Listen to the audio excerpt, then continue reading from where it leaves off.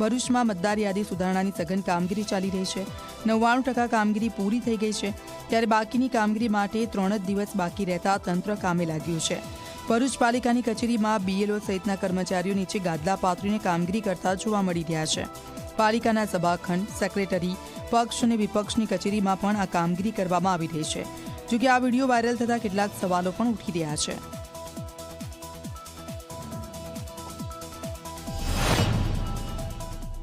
આજના સ્થિતિએ 99.81% ફોર્મ્સ આપણે અપલોડ કરી દીધા છે સિસ્ટમમાં, જેનો કુલ સંખ્યા થાય છે 13,08,000।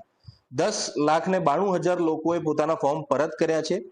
BLOએ ઘરે ઘરે વિઝિટ કરીને 3 થી વધુ વિઝિટ કરી છે। ભરૂચ જિલ્લામાં 3,40,000 ફોર્મ થોડાક અધૂરા ભરેલા અમને મળ્યા હતા। તે પૈકી અમે 2 લાખ જેવા મતદારોનું પોતે વિગતો ગોતી ઝુંબેશ સ્વરૂપે ભરીને અમે એ આંકડો 1,57,000 સુધી લઈ ગયા છે।